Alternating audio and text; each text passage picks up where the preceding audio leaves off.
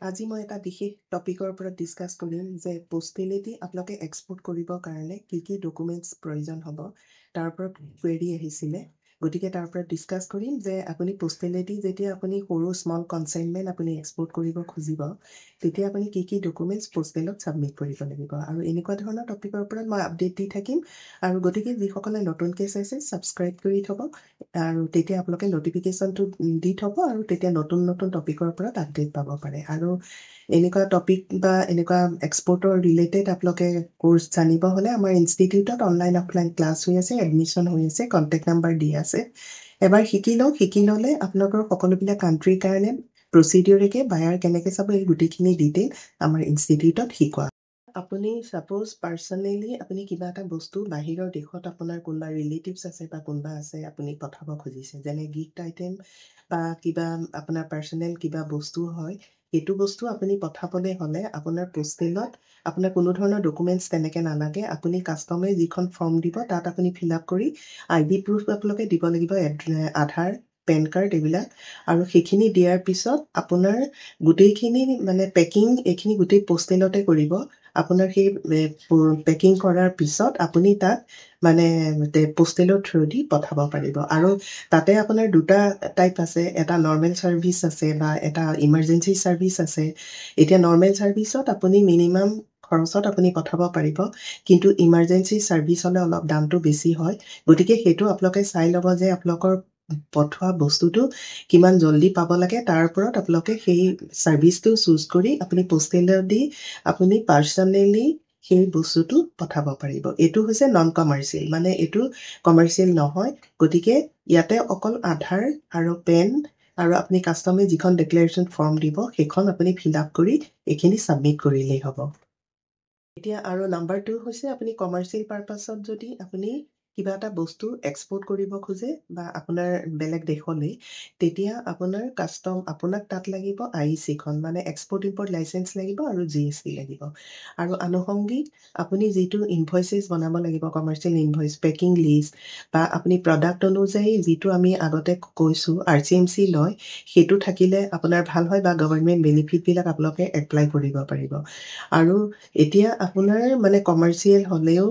মানে আপোনাৰ কাষ্টমাৰে গোটেই বস্তুবিলাক আপোনাৰ চেক কৰি আপোনাৰ তাতে পেকিং কৰিব পেকিং কৰাৰ পিছত আপোনাৰ ৱেইট ল'লে আপোনাৰ আনুষংগিক কিমান খৰচ আহিব পাৰ কেজি সেইখিনি আপোনাৰ কেলকুলেশ্যন কৰি দিব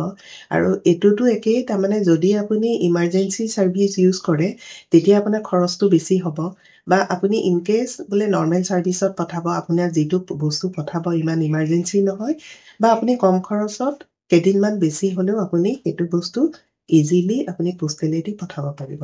এতিয়া ইয়াত আপোনাৰ কি ডকুমেণ্টছ লাগিলে যে আপুনি ইনভইচ লাগিব কমাৰ্চিয়েল ইনভইচ পেকিং লিষ্ট বা আপোনাৰ আনুষংগিক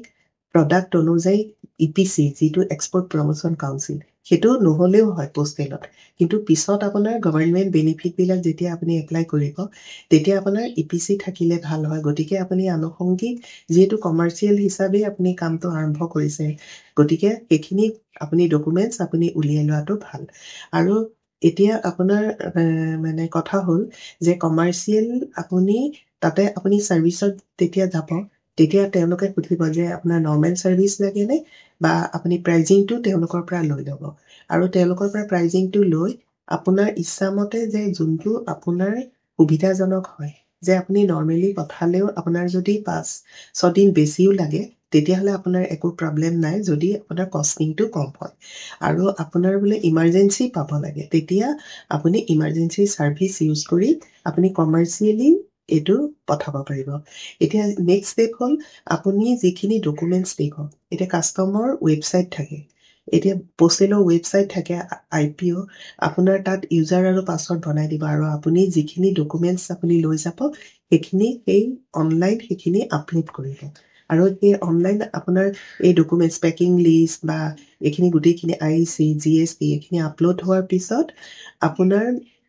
এতিয়া বস্তুটো এক্সপোৰ্ট হৈ গ'ল এতিয়া ইনকেছ আপোনাৰ বোলে কিবা ডকুমেণ্টছ আপোনাৰ দিবলৈ থাকি গ'ল তেতিয়া আপোনাৰ কি হ'ব আপুনি যিটো ইউজাৰ আৰু পাছৱৰ্ড পাব মানে অনলাইন আপুনি যেতিয়া আপোনাৰ আপলোড হ'ব সেইখিনি আপোনাক পোষ্টেলে কৰি দিব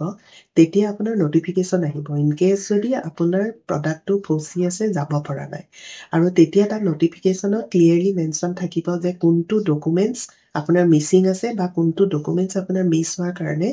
আপোনাৰ বস্তুটো ডেলিভাৰী হোৱা নাই গোটেই ষ্টেটাছটো আপুনি পাই যাব মানে ট্ৰেকিং আই ডি আপুনি পাব বা সেই ট্ৰেকিং আই ডিত আপুনি চালে গোটেইখিনি ডিটেইল আপুনি পাই যাব এতিয়া আপুনি সেই আনুষংগিক নটিফিকেশ্যনৰ ওপৰত যদি আপোনাৰ কিবা মানে ডকুমেণ্টছ আপোনাৰ আপলোড হোৱা নাই তেতিয়াহ'লে আপুনি সেই ডকুমেণ্টছখিনি তাত আপলোড কৰি দিব আৰু তেতিয়া আপোনাৰ কাষ্টম ক্লিয়েৰেঞ্চটো হৈ যাব এইখিনি আপুনি ঘৰত থাকিয়ে ইজিলি আপুনি কৰিব পাৰিব এতিয়া কাৰণ আপোনাৰ যেতিয়া পোষ্টেলত আপোনাৰ ডকুমেণ্টছবিলাক অনলাইন আপলোড হ'ব তেতিয়া আপোনাৰ পোষ্টেলৰ পৰা ইউজাৰ আৰু পাছৱৰ্ডটো দিব আপুনি ঘৰত আহি সেইটো পোষ্টেলৰ আপুনি যিটো ৱেবছাইট দিব সেইটো মাৰি লৈ তাত ইউজাৰ আৰু পাছৱৰ্ড দি আপুনি সেইমতে ট্ৰেকিং কৰিব পাৰিব আৰু এইখিনি কৰাৰ পিছত আপুনি চাওক কিমান ইজিলি আপুনি ঘৰৰ পৰাই আপুনি ট্ৰেকিং কৰিব পাৰিলে আৰু যদি কিবা ডকুমেণ্টছ আপোনাৰ দিয়া নাথাকে সেইখিনি আপুনি আপলোড কৰি ইজিলি আপুনি কাষ্টম ক্লিয়েৰেঞ্চ কৰাব পাৰিব এতিয়া পোষ্টেলেদি আপুনি যেতিয়া সৰু কনচাইনমেণ্ট পঠায় তেতিয়া কষ্টিংটো আপোনাৰ কম হয় কাৰণ প্ৰাইভেট কুৰিয়াৰত আপুনি যদি পঠাব খোজে তেতিয়াহ'লে সেইটো কষ্টিং বেছি আহে আৰু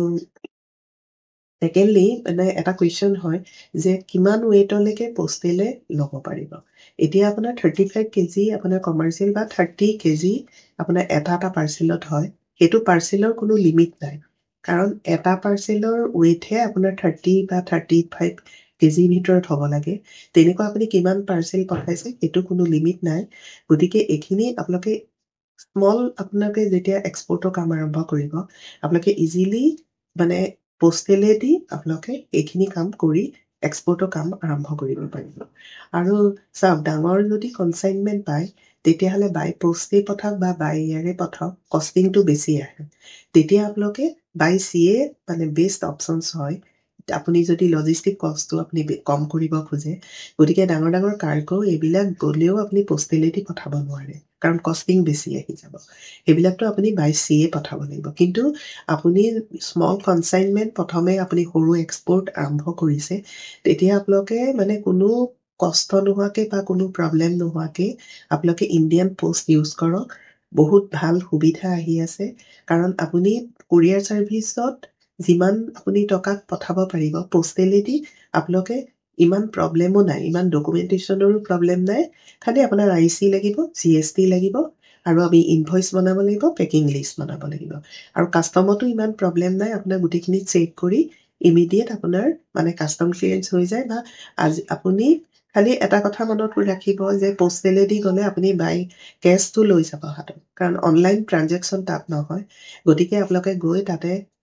মানে যিমান টকা হয় সেইখিনি আপোনালোকে অনলাইন অলপ পইচা লৈ মানে অনলাইন ট্ৰানজেকশ্যন নহয় গতিকে কেছ ট্ৰানজেকশ্যন হয় গতিকে কেছ আপুনি লৈ যাব লৈ গৈ আপুনি যিটো প্ৰডাক্ট আপুনি ইনিচিয়েলি আপুনি এতিয়া ছাপ'জ আপুনি এক্সপৰ্টৰ কাৰণে চেম্পল পঠাব খোজে তেতিয়া by post is the best options কোনো প্ৰব্লেম নাই একো নাই আপুনি কাষ্টমত ধুনীয়াকৈ আপুনি কাষ্টম ক্লিয়েৰেঞ্চ আপোনাক ফৰ্ম দিব সেইখিনি ফিল আপ কৰি